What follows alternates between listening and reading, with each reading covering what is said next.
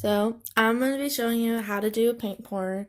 Um, these are the paints I use. I'm going to be using these 4 colors. Um, you can really use any colors you'd like as long as they would look good together or what you think would look good together. That's all perfectly fine.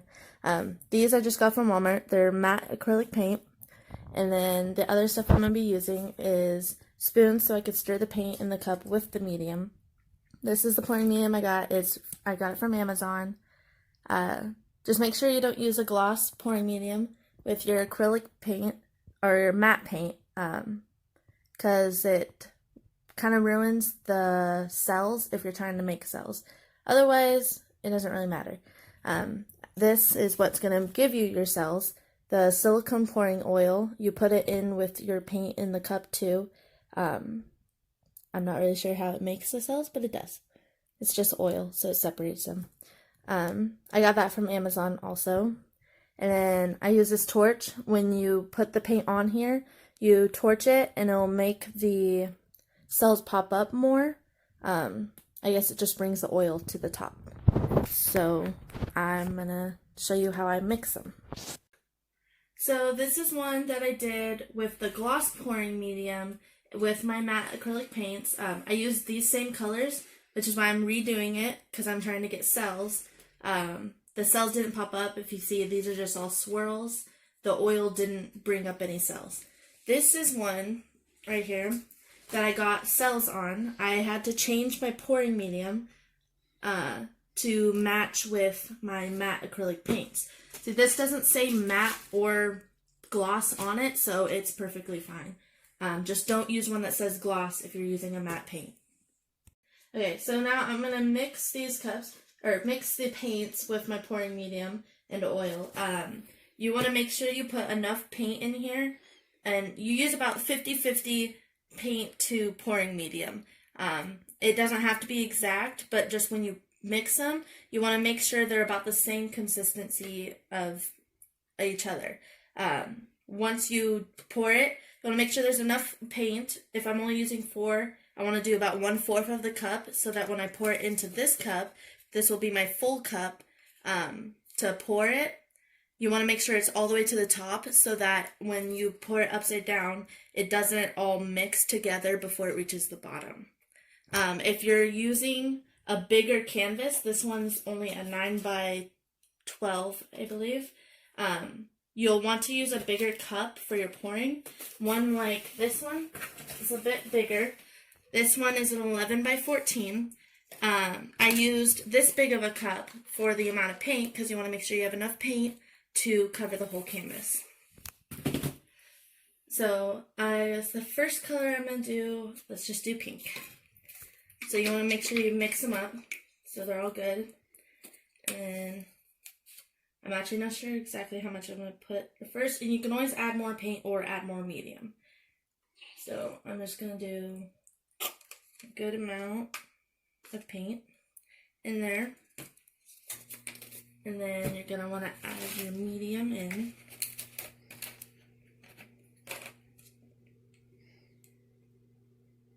So that it's a little over 1/4, but if you leave some paint in your cup also, sometimes you don't want to mess up what design you have, so you can always add more paint to the edges and then mix it around so that it'll make it look just like there's paint there. And nice. So you want to mix it up really good. You want to try not to get too many bubbles in there because that will make it'll like start popping while it's drying, and you'll get like pieces where you can see the canvas where you don't want to. So this is my pink all mixed up. It's a pretty good consistency. You just want to make sure that it's able to flow across the canvas. So if you check it like this, I know that that's pretty liquidy. Not too liquidy though, because you don't want to mess up the components in the paint to where it'll dry like paint, because you don't want to get cracks. If you make it too watery, it will start to crack on here, and if it's too watery, they might also start to mix together in your cup. The medium's supposed to help keep it from mixing together, but if you add too much, the colors will just join and it won't become like this. You won't see the separate colors, basically. So I'm gonna mix the other three off camera, and then when we come back, I'll show you how the same consistency, how to check it. Okay, so I have all my paints mixed. I know they're the same consistency because you can go like this, and you can feel it even in here when you move the spoon through. You could feel it how much it pushes back in the paint. And just, you could also check it like this if that looks pretty similar to that.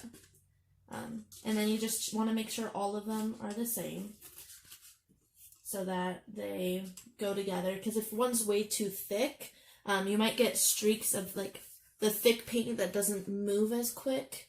It'll become streaks in the paint. So I'm going to actually close this up real quick. And then, so now I'm going to add my oil. I usually like to pick one color that doesn't have oil in it. Usually if I add white or black, that's going to be the one I don't add oil to. This one I didn't choose to do a white or black in it. So I'm going to have to choose, I probably will do yellow. I'm not quite sure yet, but because it will come through like on this one. The white is the one that doesn't have oil in it, and you can see it doesn't have as many cells, and it doesn't have as many white cells popping up. All these little ones is because those are little oil pieces that are coming up, so you can see the colors in there. You could tell that the white is also going in between. Some is the other colors too, but where there's less like oil in it, it'll go in between the cells. The cells will pop up into it. So I like to keep white on the background. So I think I'm going to do yellow as the one that doesn't have oil. When you add oil, you don't want to add too much that it just becomes really oily and it's not very good. But I like to add about, with this much paint, probably about 6 to 7, maybe 8 dots. And then I'll mix it up, and then I like to add one more on top that I don't mix in, just to make sure that there is oil in between the colors. So I'll add about 6 to 7. 3, 4, 6. Yeah. And then 4, 6.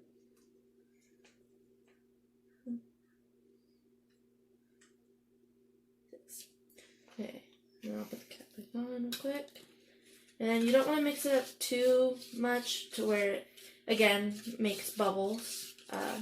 You just want to mix it in so that it's in between there. The oil, you don't have to mix in as much as the medium. The medium, you want to make sure you can't see any more of it. And most mediums are translucent, so they don't change the color. Like, it looks white, but it doesn't change the color of the paints. And then I'm going to go ahead and put one more dot in each of them. There.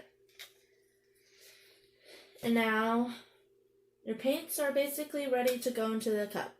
Now, I like to pour it onto the side, like, I'll show you in a second. I pour it onto the sides, so that they don't mix all together when you just pour them straight in, because if you see when you do it, they go straight down into the paint and it'll mix.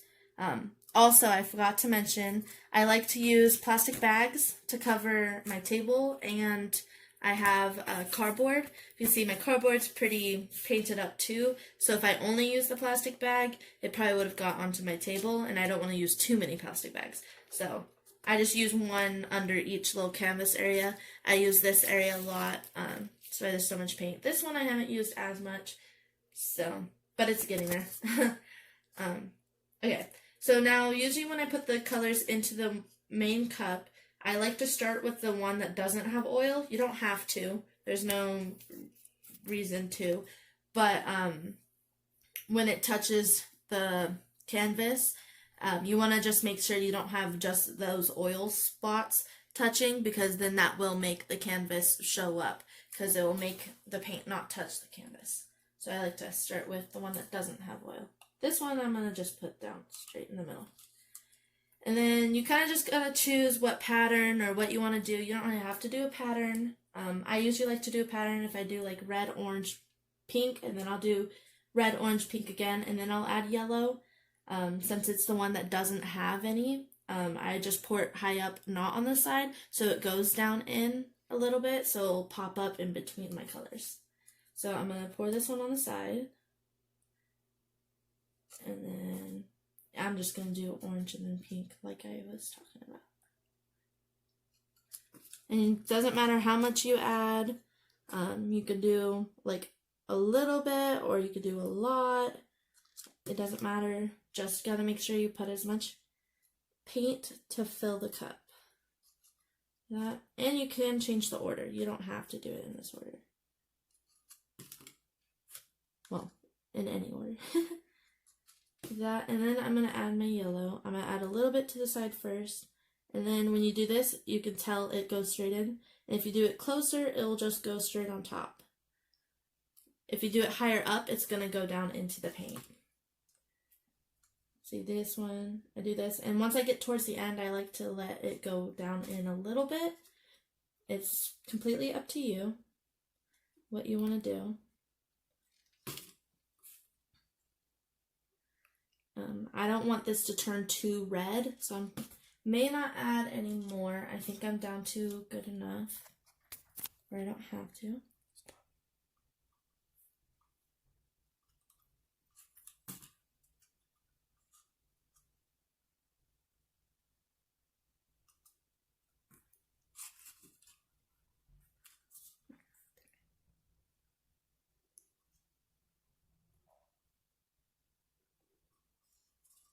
Okay, so now I've got my cup all full. It's all the way to the top. You can even see all the paints. I also want to let you know, sometimes you can put a base coat so that the paint will roll off pretty good. You don't have to. I found I like to do it sometimes if you want that color to pop up. Like I could do a white base coat and maybe some white will pop up into this. Or you could do a black base coat and pop up. You can do a color, I just haven't yet. I've only done a white or black. But when you do a base coat, when you mix it with the medium, just make sure it's a slight bit thinner than this paint so that it does roll pretty good. So when I put this on my canvas, I put the canvas upside down on it. I'll hold it and put it down. I like to set it back down. You don't have to. You can hold it and do this, but I like to move it around just to get some paint flowing. And then once you're ready, just pick it up, and then you can see some cells already starting to pop up. I like to add some to the edges so I don't have to go back later and do that too much. Because if I like my design, again, I can just add from this cup so that I don't have to get the edges and I don't have to pour too much paint off. Now this is where I'm going to use my torch. You can tell that cells will already pop up without it, so you don't have to use it. It just helps a lot. Let me get it going. And then once you go over it, just touch all the paint. And then a bunch more cells are going to pop up.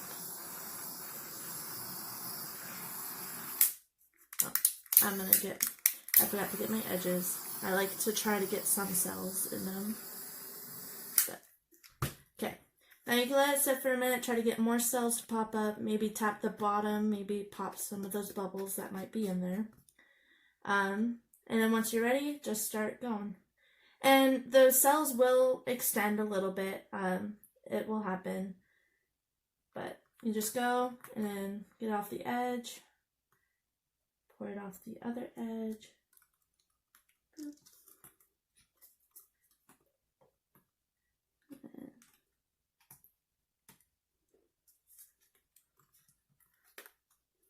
Not much of my orange popped up, so maybe when I get it over here, if I try to keep some of that orange. And then sometimes I will also use my fingers if it doesn't reach the edge and I want it to look like that. See, I wanted to keep more of that orange, so I use my finger, just pop it up in there, and then see, I can keep more of that, and then I can pull it towards the middle again a little bit. and it stretches more of the orange onto my canvas. And then on the edges, I like to try to get that paint off. You can use the spoon. Sometimes I'll use the spoon to cut it on the edges. Just so, because if you let it keep dripping, it will pull paint from the top, and if you like what design you have on here, you don't want it to do that. And then I like to go around, check the edges, and make sure all the paint's there, if you want your edges to look all painted. Otherwise, it's fine. I'll use my fingers here. And then, once I do all that, just set it down and let it dry. I'll cut the edges, but that's basically it. You gotta let it dry for about a day, maybe to 36 hours. You could tell when it's done. And then sometimes people will spray lacquer or something over it for like a gloss effect, but I haven't actually done that to any of mine. I bought a lacquer, I just haven't done it. They look perfectly fine without it. So, well, there you go. That's how I do it.